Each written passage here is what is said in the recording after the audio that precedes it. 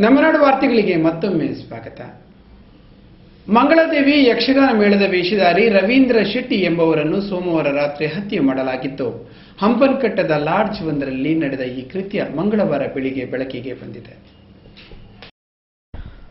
ಮಂಗಳೂರಿನಲ್ಲಿ ಹತ್ಯೆಯೊಂದು ಘಟಿಸಿ ಹೋಗಿದೆ. ಅದು ಕೂಡ ಮಂಗಳೂರಿನ ನಟ್ಟ ನಡುವಿನ ಸಿಟಿಯ ಮಧ್ಯೆ ಹಂಪನಕಟ್ಟದ ಮುಖ್ಯ ಮಾರ್ಗದ ಪಕ್ಕದಲ್ಲೇ ಇರುವ ಲಾಡ್ಜ್ನಲ್ಲಿ ಕೊಲೆಯೊಂದು ನಡೆದು ಹೋಗಿದೆ. ಖ್ಯಾತ ಯಕ್ಷಗಾನ ಕಲಾವಿದ ರವೀಂದ್ರ ಶೆಟ್ಟಿ ಕಟೀಲ್ ಎಂಬುವರೇ ಹತ್ಯೆಗೀಡಾದ ವ್ಯಕ್ತಿ. ಇಷ್ಟಕ್ಕೂ ನಡೆದದ್ದು ಇಷ್ಟು. ಸುಮಾರು 52ರ ಹರೆಯದ ರವೀಂದ್ರ ಶೆಟ್ಟಿ ಮಂಗಳಾದೇವಿ ಯಕ್ಷಗಾನ ಮೇಳದ ಖ್ಯಾತ ವೇಷಧಾರಿ. ಸೋಮವಾರ ಸಂಜೆ 3ರ ಸುಮಾರಿಗೆ ರವೀಂದ್ರ ಅವರು ಹಂಪನಕಟ್ಟದ ಮಾಡರ್ನ್ ಲಾಡ್ಜ್ಗೆ ಆಗಮಿಸಿದ್ರು. ಬಳಿಕ 6ರ ಸುಮಾರಿಗೆ ಅವರು ಅಲ್ಲಿಂದ ಹೊರ ನಡೆದಿದ್ರು. ಆಗ ಹೋದವರು ಮತ್ತೆ ಲಾಡ್ಜ್ಗೆ ಯಾವಾಗ ಬಂದ್ರೋ ಗೊತ್ತಿಲ್ಲ. ಅಂತೂ ಮಂಗಳವಾರ ಬೆಳಿಗ್ಗೆ 10ರ ಸುಮಾರಿಗೆ ಲಾಡ್ಜ್ ಬಳಿ ನೋಡಿದಾಗ ರವೀಂದ್ರ ಶೆಟ್ಟಿ ಹೆಣವಾಗಿದ್ರು. ಕುತ್ತಿಗೆಗೆ ಹಗ್ಗದಿಂದ ಬಿಗಿದು ಯಾರೋ ಈ ಹತ್ಯೆ ನಡೆಸಿರಬೇಕೆಂದು ಪೊಲೀಸರ ಪ್ರಾಥಮಿಕ ತನಿಖೆಯಿಂದ ದೃಢಪಟ್ಟಿದೆ. ಈ ಸಂಬಂಧ ಬಂದರು ಠಾಣಾ ಇನ್ಸ್ಪೆಕ್ಟರ್ ವಿನಯ್ ಗಾಂವ್ಕರ್ ಸ್ಥಳಕ್ಕೆ ಆಗಮಿಸಿ ತನಿಖೆ ನಡೆಸಿದ್ದಾರೆ. ಪೊಲೀಸ್ ಶ್ವಾನವು ಹಂಪನಕಟ್ಟ ಮುಖ್ಯ ರಸ್ತೆಯಲ್ಲಿ ಸುತ್ತಾಡಿದ್ದು ತನಿಖೆ ಮುಂದುವರೆದಿದೆ.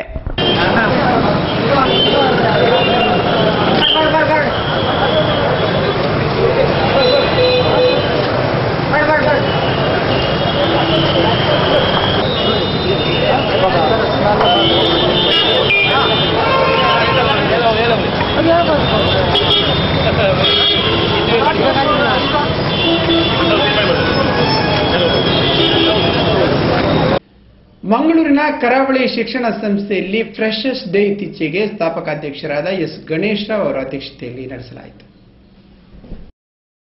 ಕರಾವಳಿಯ ಹೆಸರಾಂತ ಶಿಕ್ಷಣ ಸಂಸ್ಥೆ ಕರಾವಳಿ ಕಾಲೇಜಿನಲ್ಲಿ ಹೊಸ ವಿದ್ಯಾರ್ಥಿಗಳನ್ನು ಆಮಂತ್ರಿಸುವ ವಿಶೇಷ ಕಾರ್ಯಕ್ರಮ ಇತ್ತೀಚೆಗೆ ನಡೆಯಿತು. ಕರಾವಳಿ ಕಾಲೇಜಿನ ಸ್ಥಾಪಕಾಧ್ಯಕ್ಷರಾದ ಎಸ್ ಗಣೇಶ್ ರಾವ್ ಅವರು ನೂತನವಾಗಿ ಸೇರಲು ಬಯಸಿರುವ ವಿದ್ಯಾರ್ಥಿಗಳನ್ನು ಸ್ವಾಗತಿಸಿದರು. ಕಾಲೇಜಿನ ಫ್ಯಾಷನ್ ಡಿಸೈನಿಂಗ್, ಇಂಟೀರಿಯರ್ ಡಿಸೈನಿಂಗ್ ಸೇರಿದಂತೆ ಪದವಿ ತರಗತಿಗಳ ಪ್ರವೇಶಕ್ಕಾಗಿ ವಿದ್ಯಾರ್ಥಿಗಳನ್ನು ಸ್ವಾಗತಿಸಲಾಯಿತು.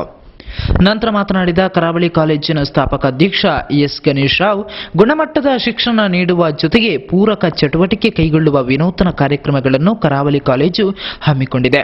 ಶಿಸ್ತು ಸಂಯಮದ ಮನೋಭೂಮಿಕೆಯ ನೆಲೆಯಲ್ಲಿ ಶಿಕ್ಷಣವನ್ನು ಕರಾವಳಿ ಕಾಲೇಜು ನೀಡುತ್ತಿದೆ ಎಂದು ತಿಳಿಸಿದರು.